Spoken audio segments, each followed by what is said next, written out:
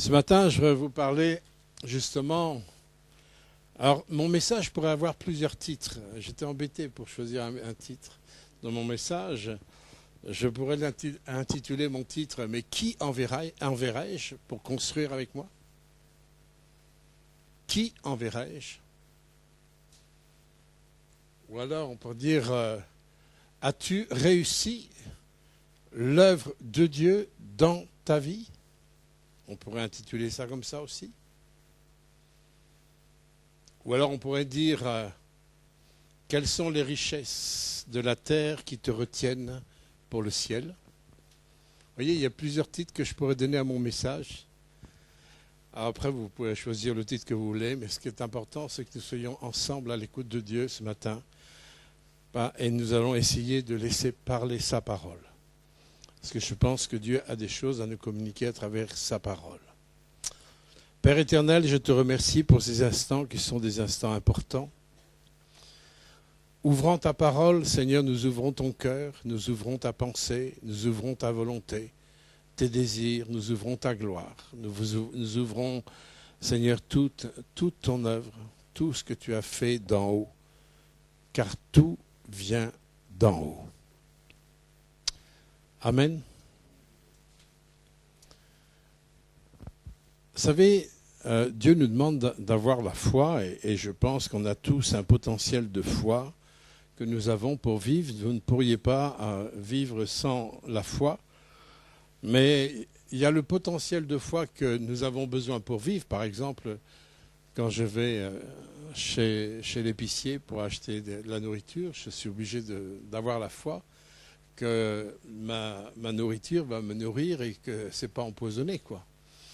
Quand je vais mettre une lettre dans la boîte aux lettres, je suis obligé d'avoir la foi que les services postaux vont transporter ma lettre au destinataire prévu.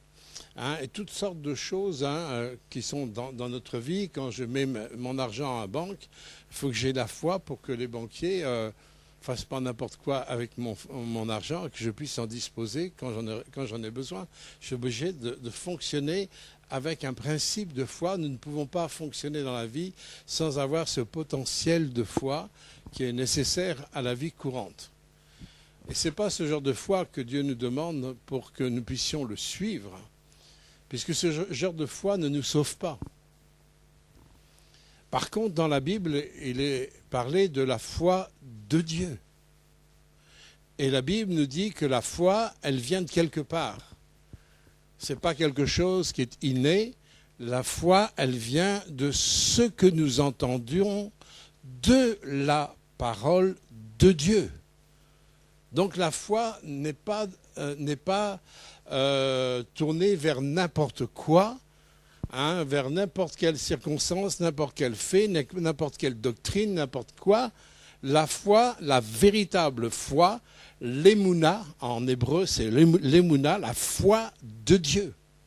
C'est cette foi de Dieu que le peuple de Dieu reçoit quand elle choisit de recevoir celui qui est l'essence de la foi, l'Éternel, le Dieu Tout-Puissant. Il est l'essence de la foi. Je vous ai dit tout à l'heure que toute l'œuvre de Dieu repose sur Dieu et sur Dieu lui-même. Là, rien ne repose sur quelqu'un d'autre que sur lui-même. À la limite, Dieu n'a pas besoin de nous. À la limite, même si les choses ne se font pas, mais lui, il n'a pas besoin de nous. Il nous a incorporés parce qu'il a choisi de partager son amour avec ses créatures. C'est un choix qu'il a fait. Ces créatures qui l'ont délaissé, qui se sont détournées de lui, il a choisi, lui, de nous racheter. Il a choisi de venir en s'humiliant, lui qui est Dieu, en s'humiliant, il est venu en simple homme à travers Yeshua, à travers Jésus. Il est venu se réduire au niveau de l'homme alors qu'il est le Dieu de tout l'univers, de toutes les galaxies qui puissent exister, de tout l'infini. Il n'est pas que le Dieu que nous, on pense, ou souvent nous le réduisons. Lui, il s'est réduit à l'homme nous ouvrir nos yeux, nous ouvrir nos cœurs et que nous puissions bénéficier de toute sa grâce, de toute sa justice, de tout son sang, de tout ce qu'il a fait pour nous, mais dans un but de nous attirer vers les choses d'en haut. Vers les choses d'en haut. Le problème, Dieu nous a créés à son image, mais souvent, nous créons Dieu à notre image. Ça, c'est un problème. Nous inversons. Nous voyons Dieu à travers ce que nous sommes. Nous voyons son œuvre à travers nous, à travers nos souffrances, à travers nos péchés, à travers nos difficultés, à travers nos limites, et à travers nos peurs, à travers nos craintes, à travers nos angoisses. Nous voyons Dieu et nous réduisons Dieu à ça. Qu'est-ce qui peut nous sortir de ça? C'est d'avoir un cœur ouvert à sa parole et de se laisser interpeller, interroger au niveau de sa parole. Que nous puissions grandir chaque jour, jour après jour, recevoir sa parole. Parce que sa parole a une puissance de purification, de correction, de destruction du mensonge, de tous les mensonges que nous avons dans notre façon de penser, notre façon de voir et forcément notre façon d'agir, que la vérité de la parole puisse vraiment faire un travail dans tous ces domaines. Alors l'apôtre Paul nous dit dans 1 Corinthiens 3, verset 12, il dit « Personne ne peut poser d'autre fondement que celui qui a été posé, qui est Jésus-Christ. Si quelqu'un bâtit sur ce fondement, de l'or, de l'argent, avec de l'or, de l'argent, des pierres précieuses, du bois, du chaume et du foin et du chaume, l'œuvre de chacun sera manifestée, car le jour la fera connaître, parce que c'est par le feu qu'elle est révélée. Le feu éprouvera quelle est l'œuvre de chacun, et si l'œuvre de quelqu'un qui aura bâti sur le fondement subsiste, il en recevra la récompense. Si l'œuvre de quelqu'un est consumée, il perdra sa récompense pour lui. Il sera sauvé toutefois, mais qu'à travers le feu. Alors, ce texte de la parole de Dieu nous fait voir qu'un jour ou l'autre, tout ce que nous faisons, tout ce que nous pensons, même pour Dieu, ça va être éprouvé par le feu. Qu'on le veuille ou non, de toute façon, on ne pourra pas échapper à ça. C'est incontournable, on ne peut pas négocier, parce qu'il en sera fait comme Dieu a dit dans sa parole. Et avoir la foi de Dieu, c'est être en accord. On ne discute pas la parole, on peut parler autour de la parole, on peut partager avec la parole, mais on ne négocie pas la parole. Comprenez ça ? Mais ça, c'est incontournable. Tôt ou tard, il y aura l'épreuve du feu dans notre vie qui va mettre à jour la façon dont j'aurais bâti, construit ma vie par rapport à l'œuvre du Seigneur. Et il restera quoi ? Que ce qui a été bâti avec de l'or, de l'argent, des pierres précieuses. Ce qui aura été bâti comme ça va rester. Mais qu'est-ce que c'est que l'or, l'argent et les pierres précieuses? L'or et l'argent nous parlent à la fois de la divinité, à la fois de la rédemption et à la fois du royaume de Dieu. Et ça veut dire que notre construction de marche avec Dieu doit reposer sur les principes de la divinité, de la rédemption et du royaume de Dieu. Toute autre construction est une construction qui ressemblera au bois, au foin, au chaume. Et lorsque l'épreuve du feu arrivera, toute cette construction, avec le bois, le chaume et le foin, disparaîtra. Il n'y aura pas de récompense. Ça ne veut pas dire que les gens ne seront pas sauvés, comme il est dit dans le texte, ils seront sauvés, mais comme à travers du feu, il n'y aura pas de récompense. Et c'est important, il ne faut pas penser, dire bon, moi je suis sauvé, le récompense, j'en ai rien à faire. Vous imaginez l'insulte que nous pouvons faire à l'égard de Dieu, où Dieu a prévu des récompenses. il a prévu des récompenses pour ceux qui marchent sur la base de la divinité, de la rédemption et du royaume de Dieu. Il y a des récompenses. Dieu veut nous récompenser. Dieu veut nous élever. Dieu veut nous asseoir sur le trône sur lequel Jésus s'est assis. Vous avez ça dans Apocalypse chapitre 3. Il veut glorifier son Église. Il veut libérer sa gloire pour la poser sur son Église, parce que son Église, elle est son épouse. Et il chérit cette épouse. Et il veut que cette épouse glorifiée soit celle qui va participer au règne avec Christ dans la gloire. C'est pour ça qu'on ne peut pas dire « Ouais, moi, je n'ai pas besoin de récompense, je suis humble, hein, ça ne m'intéresse pas. » Ce n'est pas possible de penser comme ça. Quand notre Père Céleste veut le meilleur, et il veut le meilleur pour toi, il veut le meilleur pour chacun d'entre nous, il a prévu le meilleur, et le meilleur repose sur ces éléments, l'or, l'argent et les pierres précieuses. Beaucoup de choses sont faites au niveau de l'œuvre de Dieu sur la base de on fait les choses pour Dieu. Est-ce une pensée qui est juste? Est-ce que c'est une pensée qui repose sur l'or, sur l'argent et les pierres précieuses? Ou est-ce que c'est une pensée, ce que je viens de dire, qui repose sur le bois, le foin ou le chaume? On fait des choses pour Dieu. Ou alors, on fait des choses avec Dieu. Il y a une grande différence de faire les choses pour Dieu que de les faire avec Dieu.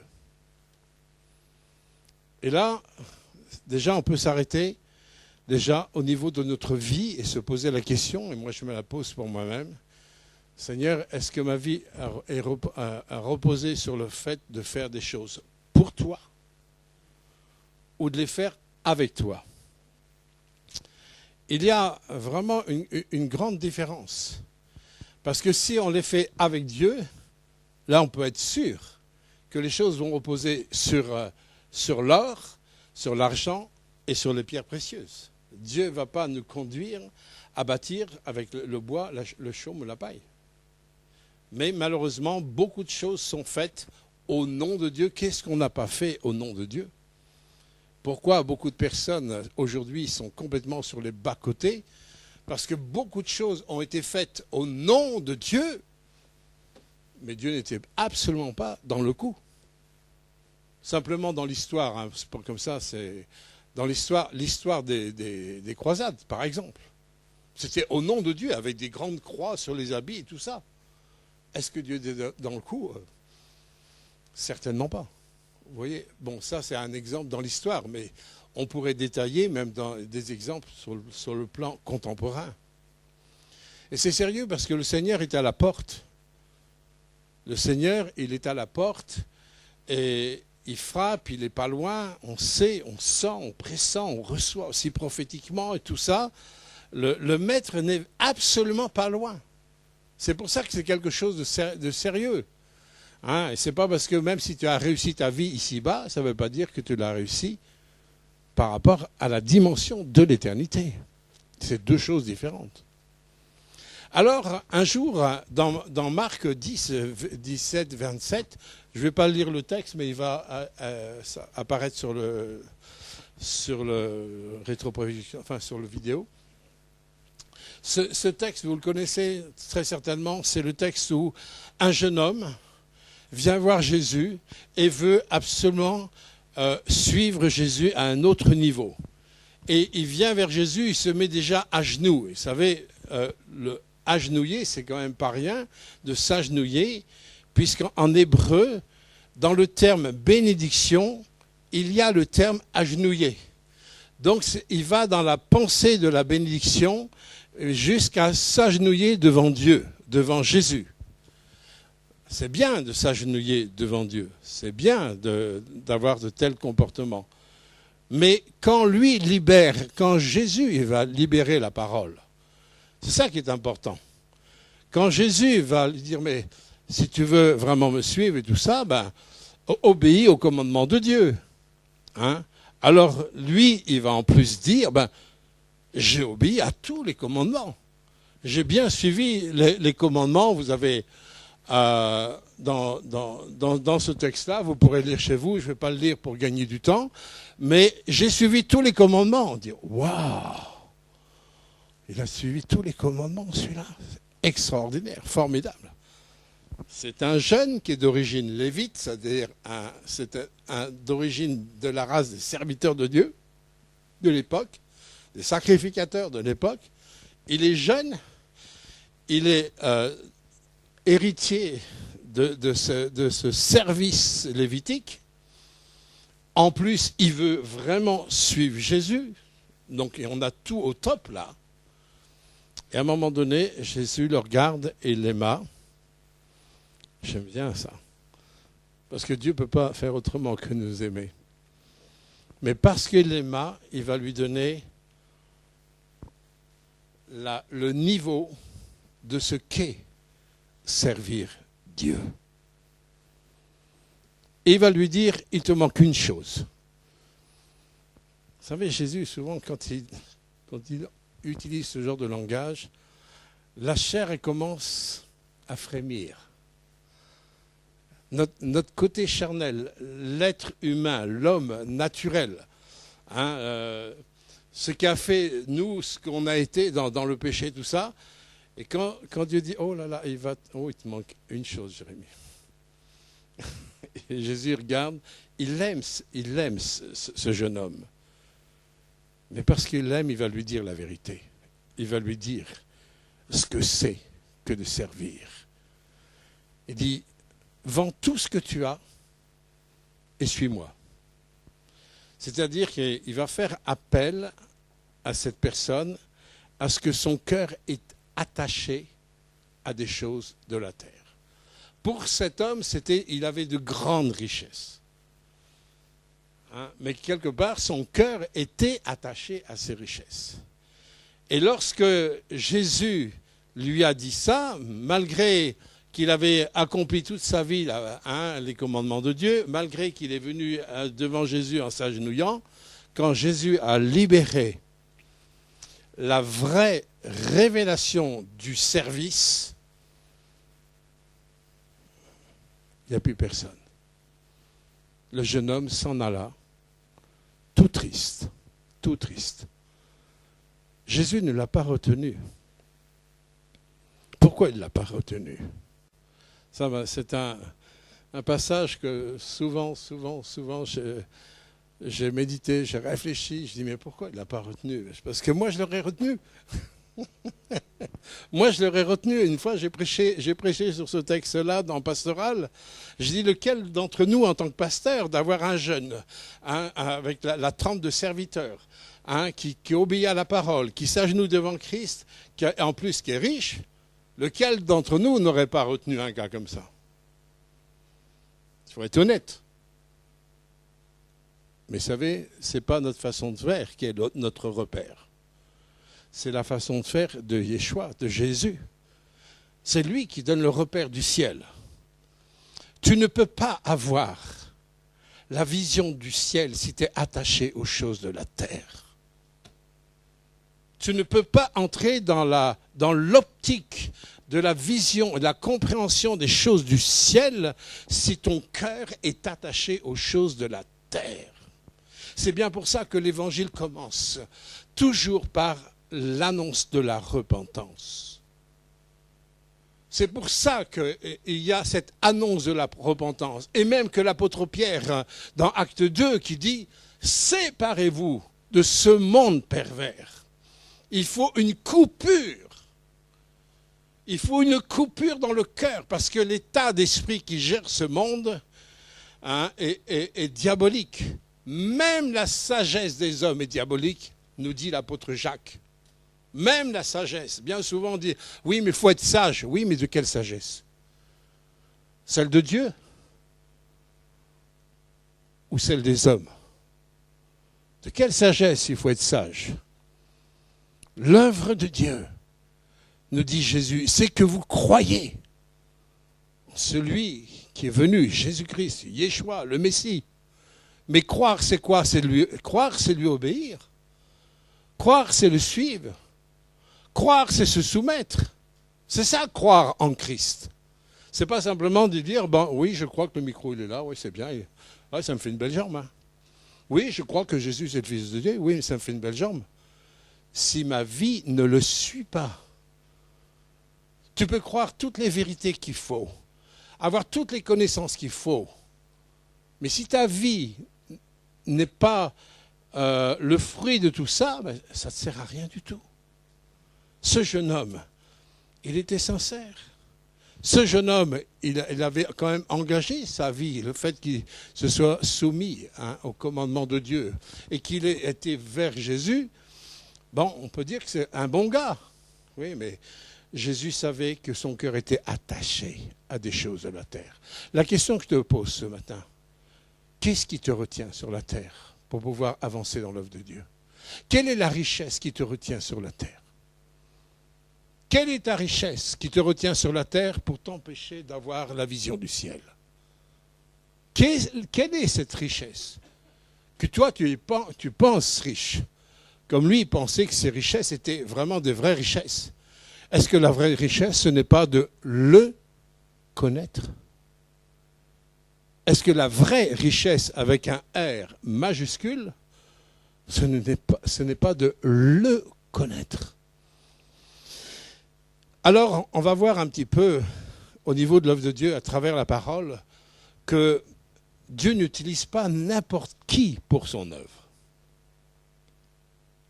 Nous savons que Jésus nous dit dans sa parole qu'il nous a choisis. Le fait qu'il nous a choisis, gloire à Dieu, ça c'est extraordinaire qu'on est au bénéfice du choix de Dieu. Ça veut dire qu'il y a un choix qui vient d'en haut. D'accord? Même si nous, on dit, ben oui, mais moi aussi j'ai choisi. Moi j'ai choisi de suivre Jésus en 1973. Hein, donc c'était mon choix. Je pourrais dire ça, mais non. C'est que c'est lui qui a mis les choses en place pour me mettre devant la possibilité de ce choix. Ce n'est pas la même chose. C'est lui qui vient, même si tu es un enfant de chrétien depuis toujours, hein, depuis ta naissance, si tu es tombé dans la marmite, comme Obélix qui était tombé dans la marmite, si tu es tombé dans la marmite évangélique, tôt ou tard, il y aura une circonstance ou des circonstances qui vont faire où tu vas être face à un choix strictement personnel, car ta foi ne peut pas reposer sur tes parents ou tes ancêtres. Tu es obligé d'être confronté à toi-même face à l'œuvre de rédemption pour que tu deviennes un homme et une femme de Dieu.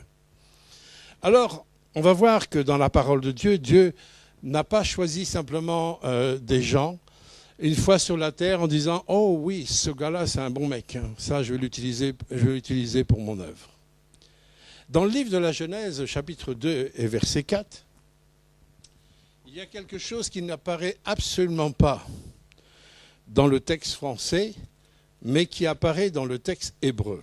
Vous savez que la Bible a été écrite en hébreu. Et il y a un verset, dans chapitre 2, verset 4. Alors, vous allez me dire, mais qu'est-ce qu'il nous raconte? Vous savez que Dieu, depuis le début de la fondation, il avait déjà pensé à Abraham bien avant qu'Abraham vienne sur la terre.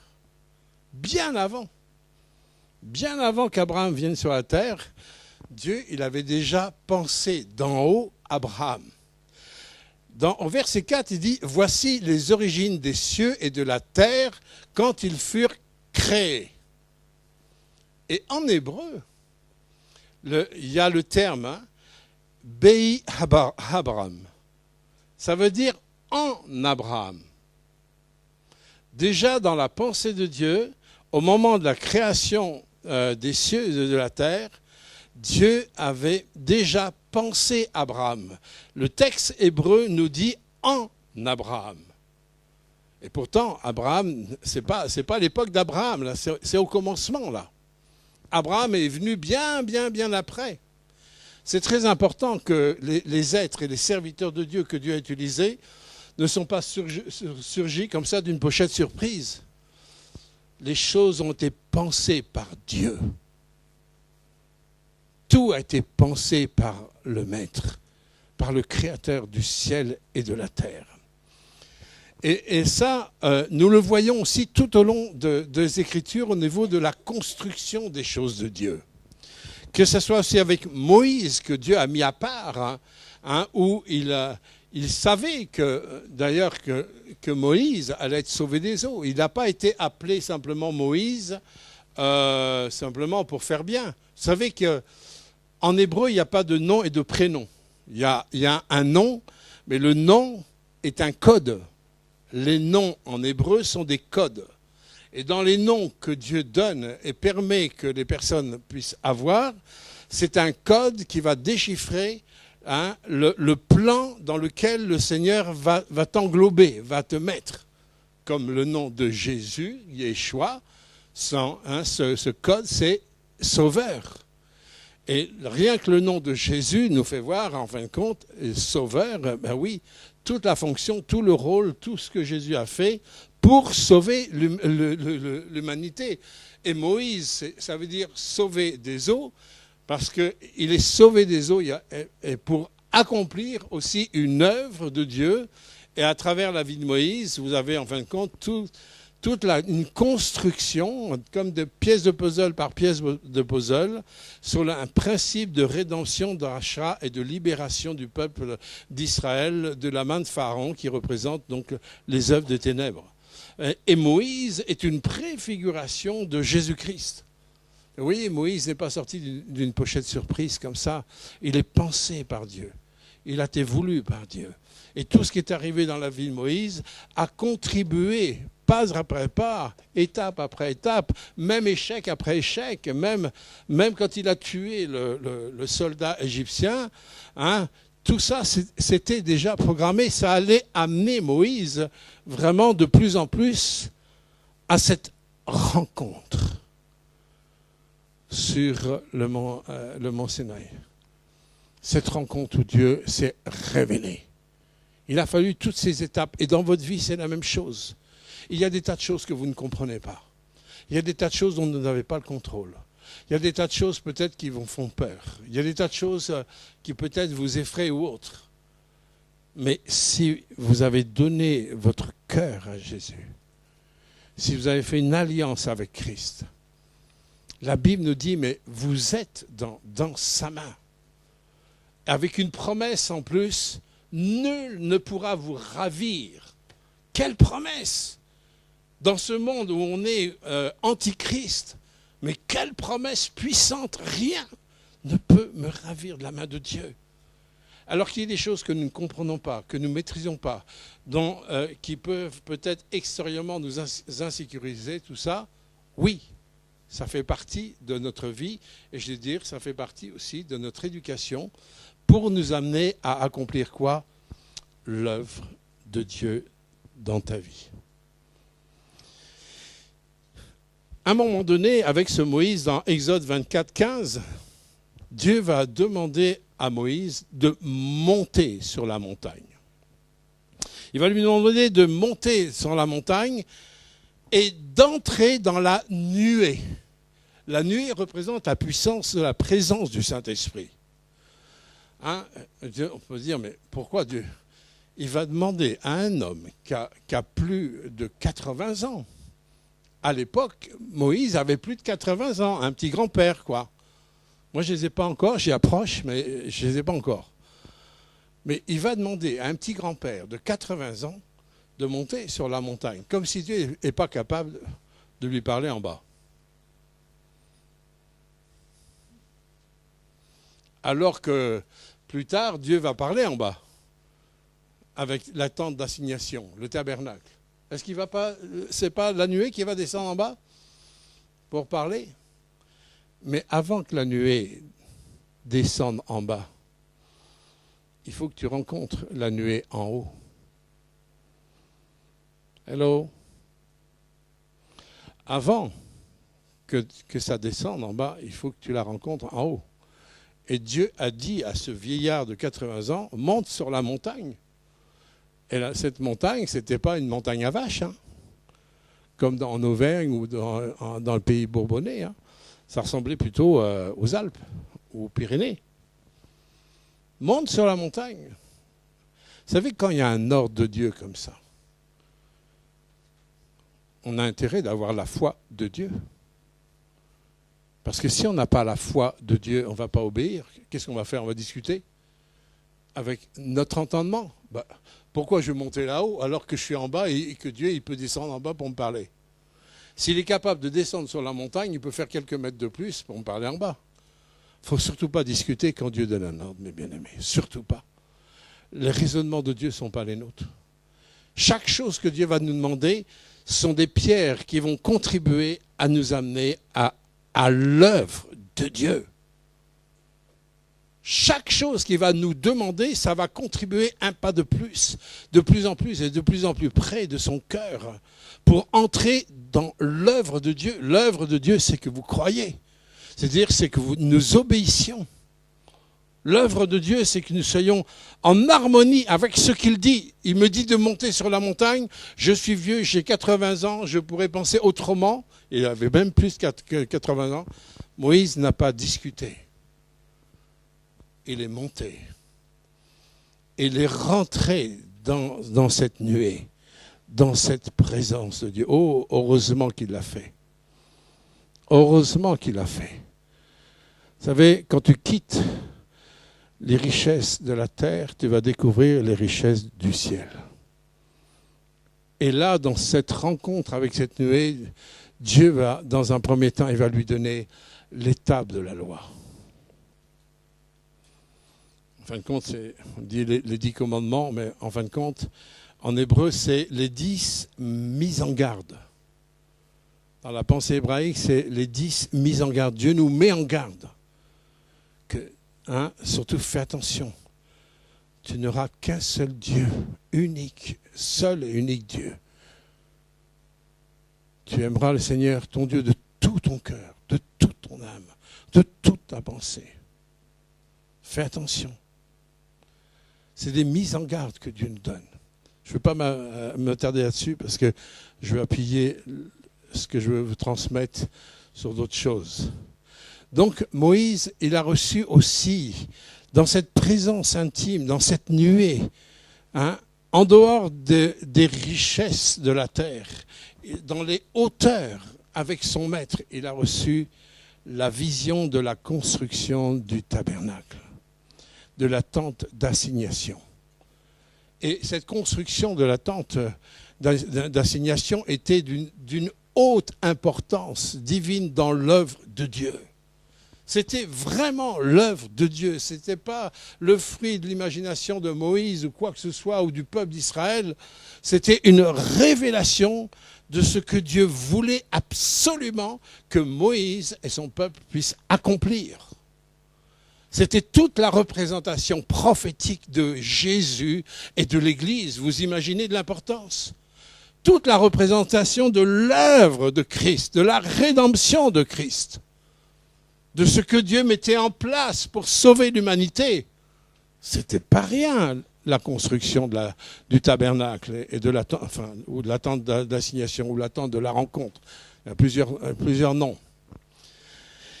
Mais dans cette révélation, Moïse, qui était quand même le grand patron, c'était le chef, c'était le grand pasteur d'Israël, on pourrait dire, ouais, c'est le grand patron, quoi. Mais ce grand patron, il ne faisait pas ce qu'il voulait. Et il n'allait pas choisir les ouvriers que lui, il aurait choisis. Regardez ce que Dieu dit dans sa parole. Dans Exode 31, 1, 6, il dit, l'Éternel parla à Moïse en ces termes.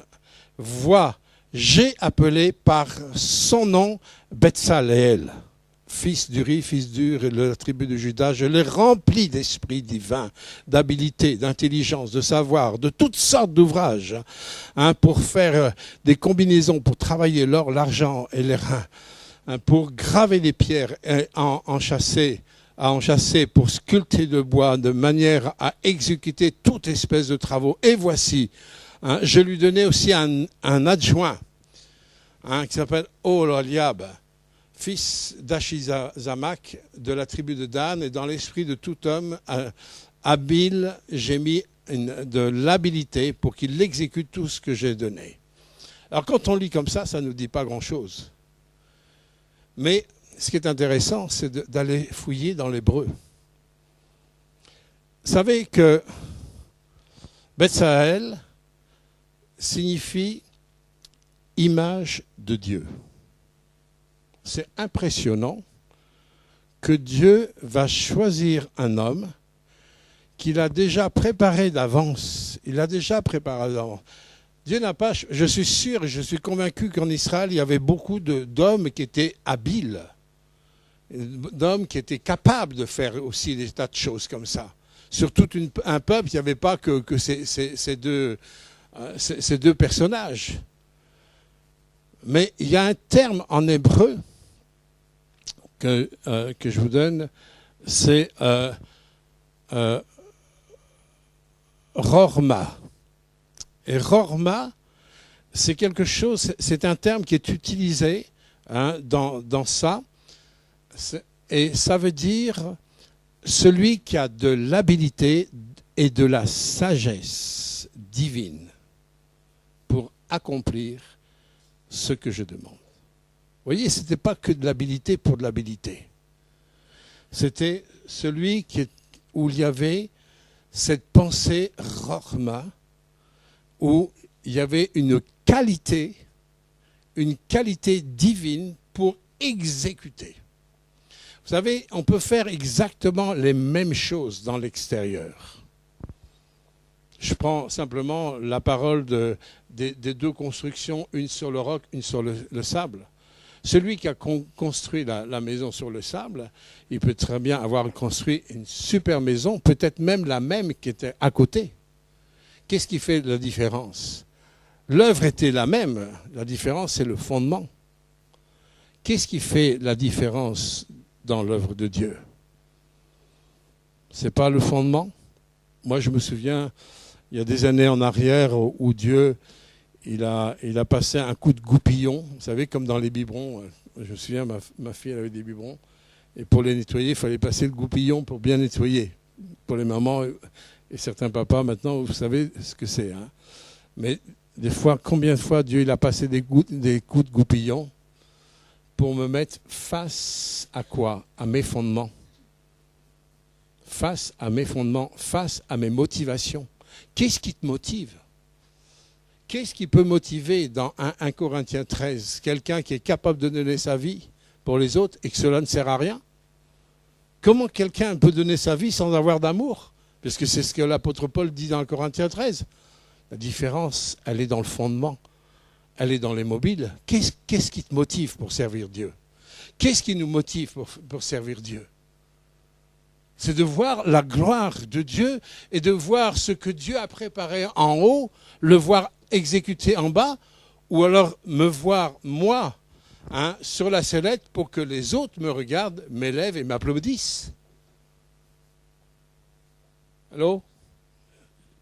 Vous êtes encore là? On continue? J'ai plus qu'un quart d'heure. Je vais essayer. Mais une chose qui est certaine, c'est que Dieu, il a choisi des hommes qui étaient préparés depuis toujours, où Dieu a préparé non seulement les capacités, l'habilité, mais il a préparé l'état d'esprit de ces personnes. Donc, Betsaël signifie image de Dieu, ombre de Dieu. Voilà ce que ça veut dire, que tout ce qui allait sortir de cet homme, il allait répandre aussi l'image de Dieu dans ce qu'il allait faire pour Dieu et avec Dieu. Et son compagnon là, Oholiab. Oholiab, ça veut dire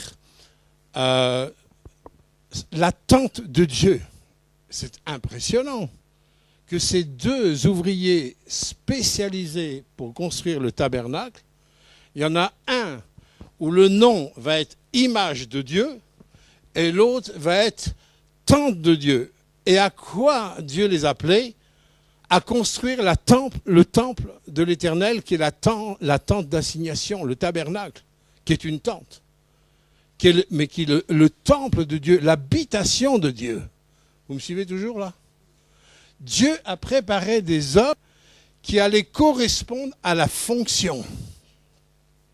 Cette fonction de transmettre l'image de Dieu et cette fonction d'être l'habitation de Dieu à travers cette tente d'assignation.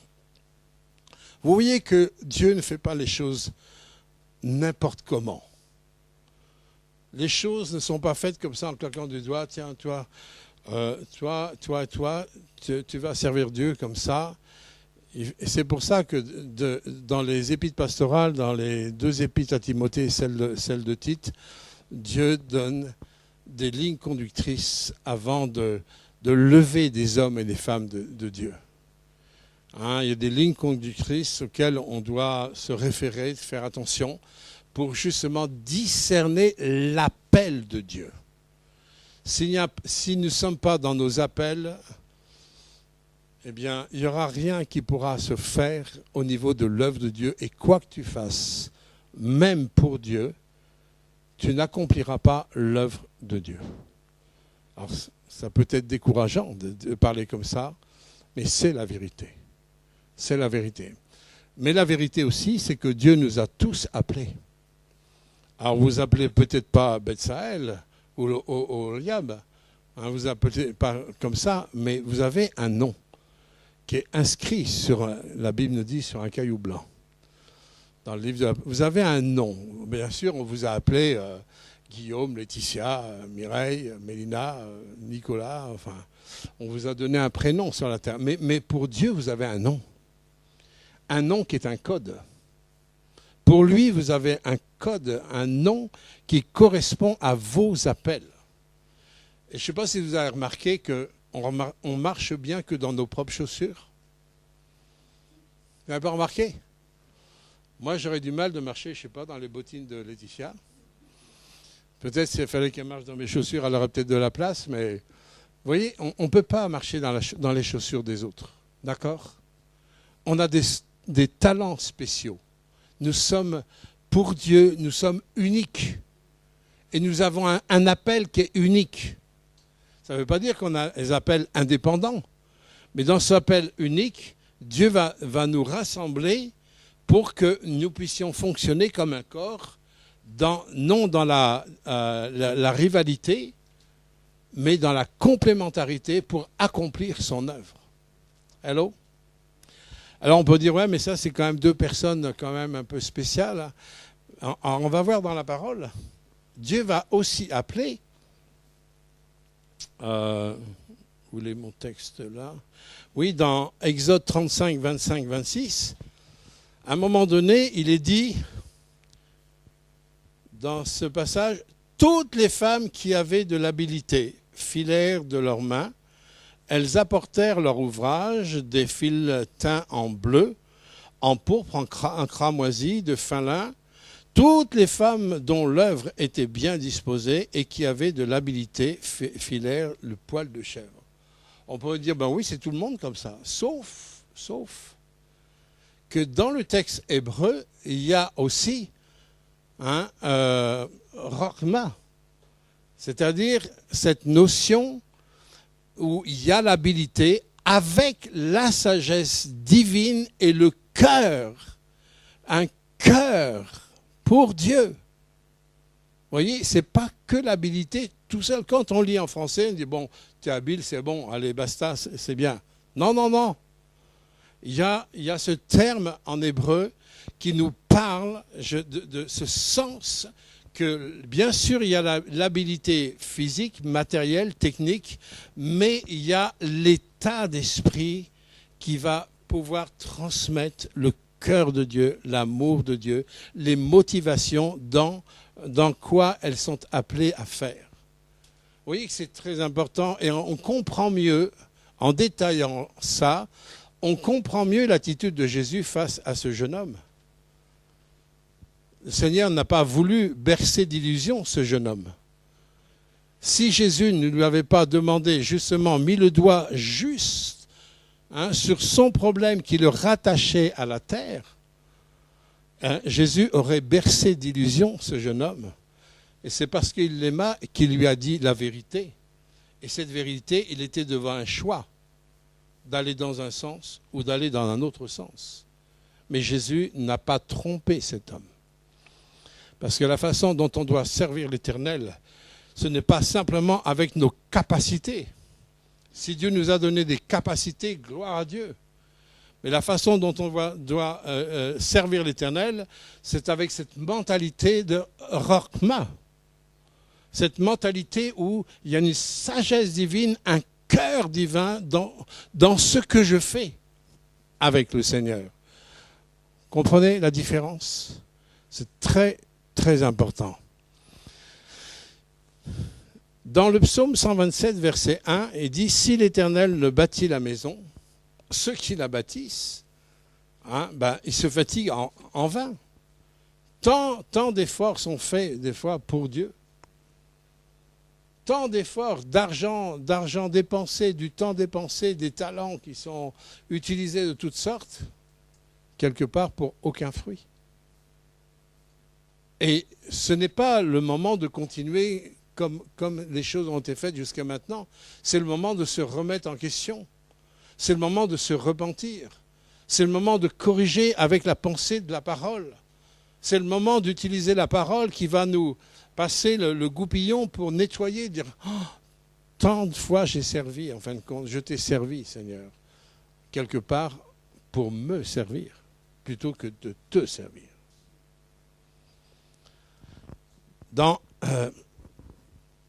Dans Exode 31, 7, il y a aussi quelque chose de très intéressant là, qu'on ne voit pas en français, mais qu'on voit en hébreu. Alors en français, je vais prendre à partir du verset 7, vous allez voir que c'est toute une énumération de tout ce qui est fait au niveau du tabernacle. Bon, il y a la tente d'assignation, l'arche du témoignage, propitiatoire qui sera dessus, tous les ustensiles de la tente, la table et ses ustensiles, le chandelier d'or pur et tous ses ustensiles, l'autel, etc., etc. Vous voyez, c'est une énumération de choses qui font partie de la construction. Alors quand on voit ça, on voit ça, c'est bien tout ce qui a été fait pour le tabernacle. Mais en hébreu, entre chaque chose, il y a une lettre, et, qui veut dire parole. Et ça n'a pas été traduit en français parce que il faut une compréhension de l'esprit pour comprendre, parce que traduit en français, ça donnerait aucun sens. Voilà ce que ça donnerait en français. La tente d'assignation, la parole, l'arche du témoignage, la parole, le propitiatoire qui sera dessus, la parole, tous les ustensiles de la tente, la parole, la table, la parole, et ses ustensiles, la parole, le chandelier d'or pur, la parole, et tous ses ustensiles, la parole, l'autel des parfums, la parole, l'autel des holocaustes, la parole, tous ses ustensiles, la parole, la cuve avec ses bases, la parole, les vêtements d'office, etc., etc. Voilà ce que ça donnerait en français. Comment se fait-il que Dieu ait permis, qui a inspiré la parole de Dieu, a permis cette petite lettre entre chaque chose? La Bible explique la Bible. Nous savons que les Écritures nous disent que Jésus, il est le Verbe. Au commencement était le Verbe, au commencement était la parole. Tout ce qui a été fait par la parole. Et rien de ce qui a été fait n'a été fait sans la parole. Il est à l'origine de tout. Et c'est pour ça qu'il est à l'origine de notre foi. Parce qu'il est la parole. Il est le Verbe. Et quand Dieu parle, dans ce qu'il dit, les choses sont accomplies parce qu'il est Dieu. Dans sa nature, il est Dieu. Et tout ce qui a été fait sur le plan matériel, Dieu, pour celui qui lit en hébreu, il voit que Jésus est là, tout le temps. Il y a ça, mais Jésus, il est la parole. Il dit que tout ce qui a été fait, les moindres petits détails du tabernacle, a été fait avec le regard de la parole, pour la parole, qui sert la parole, et tout le temps la parole, et tout le temps la parole. Jésus, Yeshua. Et là, on dit, mais c'est impressionnant que Dieu ait passé du temps à inspirer ceux qui ont écrit la parole de Dieu, ce détail de het, de la parole dans chaque détail des Écritures. Vous voyez, si Christ n'est pas christocentrique dans ma vie, dans ce que je fais, je suis en dehors de cette mentalité. La Bible est christocentrique. Ma vie, quand je fais une alliance avec celui qui est la parole, ma vie va devenir et doit devenir christocentrique. Jésus doit être au centre. Ce n'est pas un mouvement religieux qui doit être au centre. Ce n'est pas un mouvement d'église ou une doctrine quelconque qui doit être au centre. Ce qui doit être au centre, c'est la parole. C'est le Verbe incarné. Celui qui nous a révélé le cœur du Père, l'amour du Père. Celui qui a vu la parole incarnée, il a vu le Père. Il a vu ce que l'œil naturel ne peut pas voir. Il a vu le Père, il a vu l'amour du Père, il a vu le planning du Père pour sauver l'humanité et le planning aussi jusqu'au bout où le Père aura le point final. Si notre vie n'est pas christocentrique, nous avons besoin de repentance. Nous avons besoin de nous repentir. Vendredi dernier, on a parlé de la nécessité de la repentance avant que le Maître vienne. Ça fait partie de... La repentance, ce n'est pas simplement de pleurnicher sur des choses qui ne vont pas. La repentance, ça doit toucher notre façon de regarder la parole, la façon dont je me soumets à la parole. Et quand sa parole, elle prend sa place en moi, là, ça, c'est de la repentance. Parce que nous vivons comme nous pensons. Et nous vivons ce que nous pensons. Et si la pensée de la parole, la pensée de Christ est prioritaire, c'est là qu'il y a un évangile qui transforme des vies. Il y a trop d'humanité au sein de l'Église. Enfin, humanité dans le mauvais sens du monde, du terme. Où c'est l'homme qui domine, c'est l'homme qui choisit, c'est l'homme qui fait des projets, c'est l'homme qui... Alors que c'est lui qui a pensé. Ce qu'il a pensé pour l'Ancien Testament, ces choses sont écrites pour nous laisser une compréhension sur les choses spirituelles de la Nouvelle Alliance. Elles sont écrites pour que nous comprenions justement ce que nous devons vivre avec Jésus-Christ. Regardez que dans la Nouvelle Alliance, c'est la même chose. On retrouve la même pensée, pourtant on n'est plus dans l'Ancien Testament, là on est dans Éphésiens. Éphésiens 1, verset 3. Béni soit le Dieu de notre Père, du Seigneur Jésus-Christ, qui nous a bénis de toute bénédiction spirituelle dans les lieux célestes, en Christ, écoutez bien, selon qu'il nous a élus en lui, quand tu es né. Non, avant la fondation du monde. Vous voyez que tout vient d'en haut. Votre salut vient d'en haut. Le jour où tu as été sauvé, ça vient d'en haut. Tout vient d'en haut. Rien ne vient d'en bas. Avant la fondation du monde. On est dans la même pensée que je vous ai parlé au niveau des ouvriers pour le tabernacle avec Moïse. La même pensée que Dieu, lorsqu'il met le mot Abraham en Abraham, où Dieu savait qu'un jour Abraham allait venir sur la terre, il allait accomplir aussi son œuvre, il aurait eu un rôle important pour pouvoir apporter la dimension du plan de Dieu pour la rédemption de l'humanité. Vous voyez que pour nous, c'est la même chose. Il nous a tout donné, il nous a élus en lui avant la fondation du monde. Éphésiens 2,10, car nous sommes son ouvrage, ayant été créés en Jésus-Christ. Pourquoi ? Pour de bonnes œuvres. Les bonnes œuvres que Dieu a préparées d'avance afin que nous y marchions. Vous voyez, l'œuvre de Dieu, ce ne sont pas des choses que l'homme doit projeter, mettre en place, décider en fonction de ses moyens, de sa culture, tout ça. L'œuvre de Dieu, c'est de chercher dans l'intimité, dans la nuée, monter sur la montagne, lâcher les choses de la terre pour avoir une rencontre comme Moïse, dans la nuée, dans l'intimité avec Dieu. Dieu nous l'a rappelé encore ce matin, pour recevoir pour recevoir la direction, le cœur de Dieu, la pensée de Dieu, les objectifs de Dieu. Et c'est le temps afin que nous ne perdions plus notre temps. Jésus, il n'a pas œuvré avant qu'il soit rempli du Saint-Esprit. C'est quand il a été baptisé, il a été conduit par l'Esprit dans le désert. Il y a eu une confrontation entre le diable et lui, où Jésus, il est sorti vainqueur. Il a été rempli du Saint-Esprit.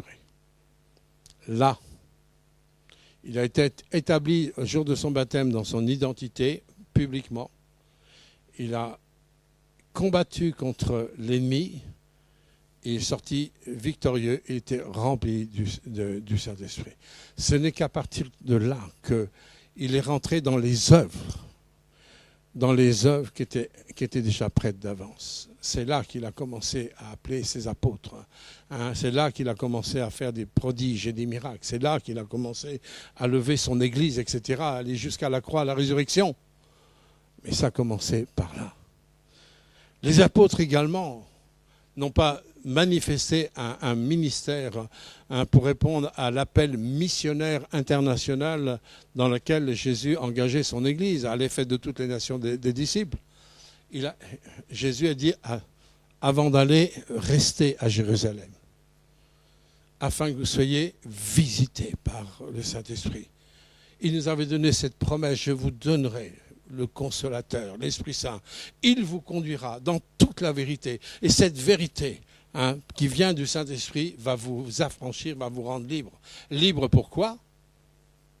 Pour te vautrer dans la chair. Libre pour accomplir les œuvres d'en haut. Dieu nous libère pour accomplir les œuvres d'en haut. Ça concerne toute l'Église, mes bien-aimés. Tous ceux qui ont répondu à l'appel du Seigneur au niveau de votre salut, ça nous concerne. Ça vous concerne. Et ça a une envergure par rapport à ceux qui attendent encore de recevoir le message de l'Évangile. L'Église ne vit pas pour elle-même, mais elle a besoin déjà d'entrer dans la vie pour elle-même pour ensuite donner ça à ceux qui attendent et qui ont tellement besoin. Je terminerai. Je pourrais continuer jusqu'à 2 heures, 3 heures. Mélina compte l'heure. Colossiens 1,12 qui dit « Rendez grâce à Dieu qui nous a rendus capables d'avoir part à l'héritage des saints dans la lumière, qui nous a libérés de la puissance des ténèbres et nous transporte dans le royaume du Fils de son amour. » Voyez, Dieu nous emmène sur une action de grâce parce qu'il nous a rendus capables par l'héritage qu'il nous a donné. Il nous a rendus capables. Et c'est encore une offense à Dieu lorsque Dieu me demande quelque chose et que je lui dis « je ne suis pas capable, je ne peux pas, je ne ferai pas, ça ne correspond pas à moi ». Si Dieu te demande, il te demande. Et la pensée d'en haut, elle te dit « Dieu va te rendre capable ». Il y a 20 ans, quand Dieu m'a envoyé en Afrique, toute cette œuvre qui a été faite en Afrique, vous pensez que moi je me croyais capable de faire ce qu'on a fait ensemble? Vous croyez que je me sentais capable, moi? Je ne me sentais pas capable. Et surtout quand on est arrivé avec Mireille en février 2000, dans un contexte de guerre, il y a mieux comme accueil. On peut dire, bon, on s'en va. Mais quand il y a une conduite de Dieu, il ne faut surtout pas passer à côté, parce que vous risquez de passer à côté de votre appel et d'entrer dans les œuvres bonnes que Dieu a préparées pour vous. Aujourd'hui, on voit ce que Dieu a fait depuis 20 ans. Mais il y a un moment donné, il y a des choix à faire. Il y a des déterminations à avoir. Il y a nos craintes et nos frayeurs à laisser de côté pour dire, Seigneur, ok, j'obéis. Je ne discute pas, je ne sais pas comment faire. Je ne me sens pas capable, je ne me sens pas à la hauteur. Mais ta parole me dit que toi, tu me rends capable. Alors, je place ma confiance dans ce que tu dis plus que dans ce que je ressens. Trop de chrétiens vivent avec leur ressenti. Vous savez que les sentiments,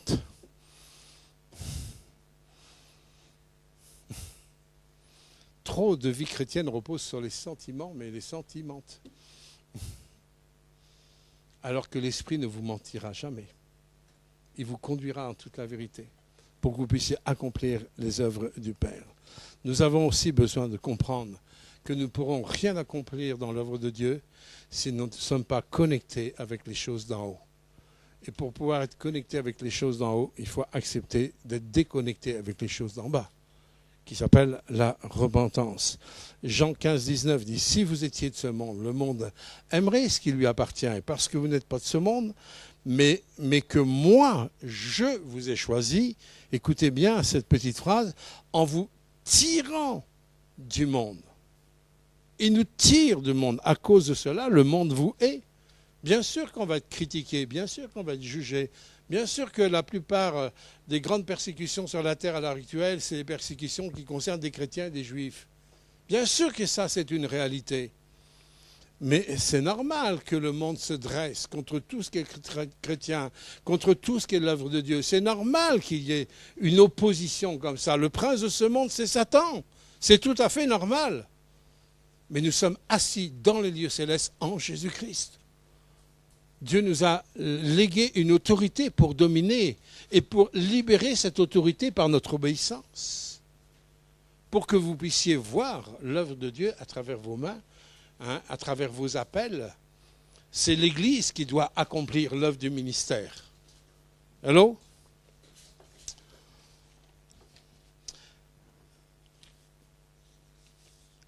Jésus restera toujours notre exemple au niveau du service de Dieu. Jean 8, 28, Jésus leur dit donc, lorsque vous aurez élevé le Fils de l'homme, alors vous connaîtrez que c'est moi et que je ne fais rien. Écoutez bien, l'humilité de Jésus, Fils de Dieu, Fils de l'homme.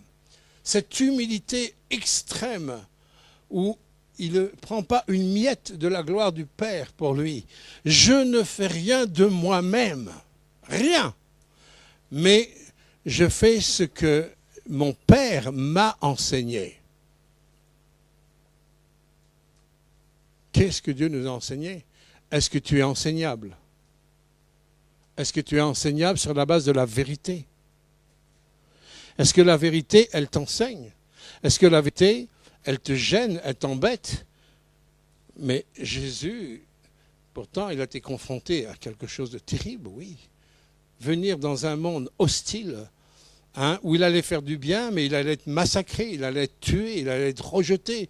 Il allait souffrir tout ce que l'être humain peut souffrir. Il savait, regardez ce combat qu'il a eu à Gethsémane, pensait que c'était facile pour lui. Dire, ouais, mais c'était Jésus. Non, non, il s'est dépouillé de toute chose. Il n'est pas venu en Rambo spirituel. Il est venu en simple homme. Quand on lui a enfoncé les clous, je suis convaincu qu'il les ressentait comme si on vous les enfonçait à vous. Il n'y a pas eu du cinéma autour de la souffrance de Christ. Et quand le Saint-Esprit, quand le Père l'a enseigné qu'il allait être appelé à ça, il a eu des combats, il a eu des luttes. Il a été jusqu'au bout, c'est ce qui a permis justement que vous et moi, nous soyons sauvés. Et nous aussi, nous avons besoin d'aller jusqu'au bout que Dieu nous demande à faire pour que d'autres soient sauvés. Nous avons besoin d'emprunter le même chemin. Il n'y a pas d'autre chemin. Il est le seul et unique chemin. Nous avons besoin d'avoir du temps, du calme, pour relever tout ça devant lui. Nous comprenons mieux donc l'exigence de ce que Jésus a eu donc avec ce jeune homme. Que face à tout ça, dit, ben oui Seigneur, c'est normal que tu aies agi comme ça. Mais vous comprenez que nos pensées ne sont pas les siennes. Relisez Isaïe 55. Ses voix ne sont pas les nôtres, ses pensées ne sont pas les nôtres. Tout est diamétralement opposé. Autant l'Orient est séparé de l'Occident, autant il y a une séparation aussi grande que de la pensée des raisonnements de l'homme et la pensée et le raisonnement de Dieu. Mais l'œuvre de Dieu ne peut venir que d'en haut. Que nos regards sur la terre, que Dieu nous fasse voir les richesses à laquelle nous sommes attachés. Dieu n'est pas contre que vous ayez une maison, une voiture, ou même un bon compte en banque, je vous le souhaite. Hein. Dieu n'est pas contre ça. Dieu n'était pas contre les richesses de ce gars. Mais Dieu était contre l'attachement que ce garçon avait par rapport à ses richesses. Vous savez, on peut être très attaché à une pièce d'1 euro. Hein. On peut être très attaché à des pécadilles, mais qui nous retiennent en bas. On peut être très attaché à des choses futiles, mais qui nous retiennent en bas. On peut être très attaché à la télévision, au film. Dieu n'est pas contre, des fois, de regarder un match de football ou autre. Il n'est pas contre ça.